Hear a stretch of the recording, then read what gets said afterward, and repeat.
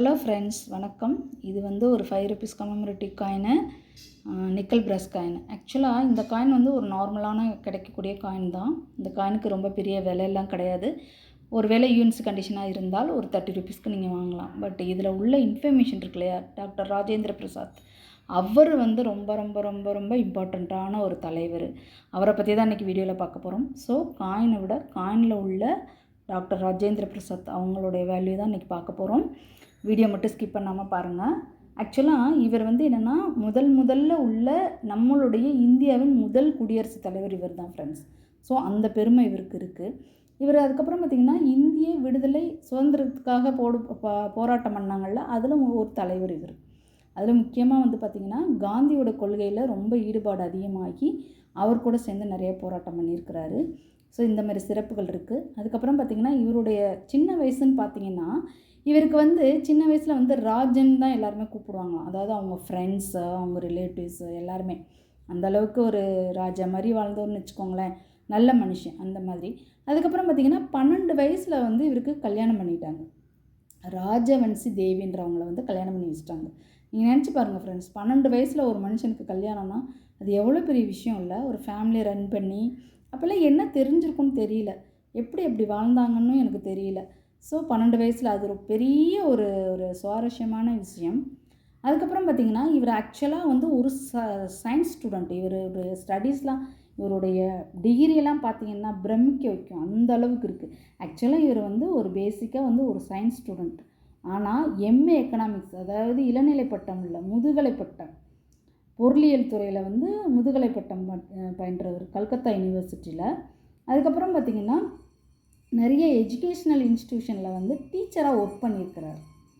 அதுக்கப்புறம் பார்த்திங்கன்னா பீகாரில் உள்ள லங்கட் சிங் காலேஜ், அதில் பார்த்திங்கன்னா இங்கிலீஷ் ப்ரொஃபஸராக ஒர்க் பண்ணியிருக்கிறார். ஸோ மனுஷனுக்கு நிறைய மூளை புலங்க.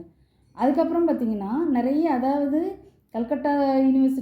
கல்கட்டா சிட்டி காலேஜ்லேயே நிறைய ப்ரொஃபஸரு, அதுக்கப்புறம் வந்துட்டு ஹெட் ஆஃப் த டிபார்ட்மெண்ட்டு எல்லாமே இருந்தாலும் என்ன பண்ணியிருக்கிறாருன்னா இப்படி ஒர்க் பண்ணிகிட்ருக்கும் போதே வந்துன்னா ரிப்பன் காலேஜ், கல்கட்டாவில் உள்ள ரிப்பன் காலேஜில் வந்து இப்போ அதுக்கு பேர் வந்து சுரேந்திரநாத் காலேஜுன்னு பேர். அந்த காலேஜில் லா படித்தார். சரிங்களா? இந்த மாதிரி நிறைய வந்து அவருக்கு வந்து 1 டிகிரி 2 டிகிரி இல்லை ஃப்ரெண்ட்ஸ். அதுக்கப்புறம் லாவில் பார்த்திங்கன்னா டாக்டரேட். ஏன் டாக்டர்னு சொல்லி நம்ம சொல்கிறோம்னா அவர் வந்து லாவில் வந்து டாக்டர் பட்டம் பெற்றதுனால அவருக்கு வந்து டாக்டர் ராஜேந்திர பிரசாத்னு பேர். இதுதான் இவரோட சிறப்பு அம்சங்கள். அதில் முக்கியமான விஷயம் என்னென்னா பிஜியில் வந்து கோல்டு மெடலிஸ்ட் இவர் லாவில். அதெல்லாம் எவ்வளோ பெரிய மண்டை இருக்கணும் இவருக்கு, இந்த மனுஷனுக்கு அவ்வளோ படிப்பு படிச்சிருக்கிற ஃப்ரெண்ட்ஸ். இதெல்லாம் ரொம்ப உண்மையிலே வந்து பிரமிக்கத்தக்க ஒரு விஷயம். டாக்டரேட் வந்து எங்கே பண்ணார்னா அலகாபாத் யூனிவர்சிட்டியில் வந்து டாக்டரேட் லாவில் படிச்சுட்டார். ஸோ அதுக்கப்புறம் பார்த்திங்கன்னா நம்மளுடைய பீகார் ஒடிசாவுடைய ஹைகோர்ட்டில் வந்து லாயராக இருந்தார். இவ்வளோ சிறப்பம்சங்கள். ஒரு மனுஷனுக்கு 1 டிகிரி 2 டிகிரி முடிக்கிறதுக்கே பெரும்பாடு. இதில் எக்கனாமிக்லேயும் பிஜி பண்ணி ஒரு சயின்ஸ் ஸ்டூடெண்ட்டாக இருந்து, அதுக்கப்புறம் இங்கிலீஷில் ப்ரொஃபஸராக ஒர்க் பண்ணி, அதுக்கப்புறம் பார்த்திங்கன்னா லாவில் டாக்டரேட்டு. மனுஷனுக்கு உண்மையிலே வந்து உடம்பெல்லாம் மூளை போலங்க, அந்த அளவுக்கு அந்த மனுஷனுக்கு. இப்போ லாயராக ஒர்க் பண்ணிகிட்ருக்கிறார். அப்படி இருக்கும் போது என்ன ஆகுதுன்னா காந்தியோடைய ஒத்துழையாமை இயக்கம் இருக்கு இல்லையா, அதில் ரொம்ப ஈடுபாடு அதிகமாகி அந்த தான் பார்த்துக்கிட்டு இருந்த லாயர் ப்ரொஃபஷனே விட்டுட்டாராங்க. இதெல்லாம் வந்து உண்மையிலே மிகப்பெரிய தலைவருங்க இவங்கெல்லாம். ஸோ அந்த இதில் வந்து சேர்ந்துட்டார், அந்த ஒத்துழையாமை இயக்கத்தில் சேர்ந்துட்டார்.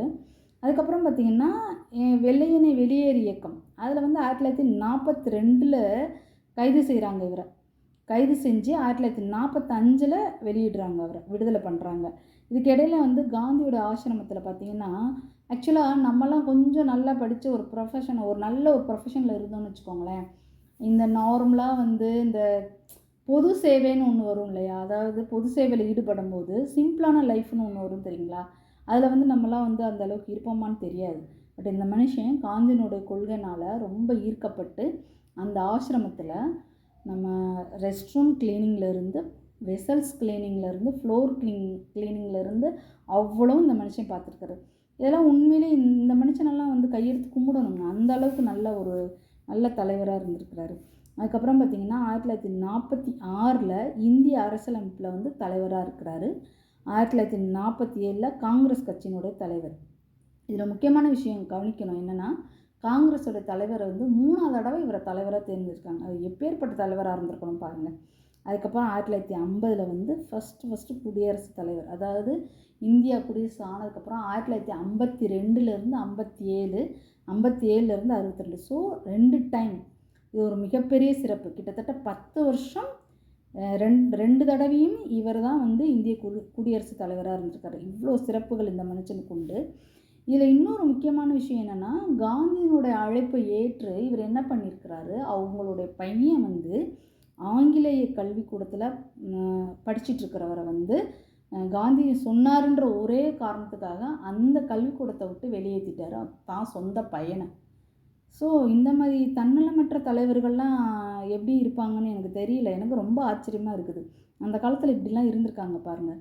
காந்தி, இவர், அதுக்கப்புறம் வந்துட்டு நம்ம காமராஜர் அவர்லாம் படிப்புக்கெல்லாம் எவ்வளோ இது பண்ணியிருக்கிறாரு. ஸோ தன்னலமற்ற தலைவர்கள் நிறைய இருக்கிறாங்க. அதுக்கப்புறம் பார்த்திங்கன்னா, இந்தியாவின் உயரிய விருது இருக்கு இல்லையா, பாரத ரத்னா விருது, அது வந்து இவருக்கு கிடச்சிருக்கு. ஸோ இந்த மாதிரி நிறைய சிறப்பு அம்சங்கள் கொண்ட தலைவர் தான் இந்த மனுஷன். நான் இதைத்தான் இந்த வீடியோவில் போட நினச்சேன். இந்த வீடியோவை நீங்கள் எத்தனை பேர் பார்ப்பீங்கன்னு எனக்கு தெரியாது. பட் எத்தனை பேர் பார்த்தாலும் ஒருத்தருக்காவது இந்த வந்து யூஸ்ஃபுல்லாக இருக்கும் அப்படின்ற நம்பிக்கை எனக்கு இருக்குது. அதுதான் என்னுடைய சக்ஸஸ். ஸோ வீடியோ மட்டும் ஸ்கிப் பண்ணாமல் பாருங்கள். உங்களோட குழந்தைங்களுக்கும் இந்த மாதிரி விஷயத்த சொல்லிக் கொடுங்க. Thank you friends. தொடர்ந்து சப்போர்ட் பண்ணுங்கள். தேங்க்யூ.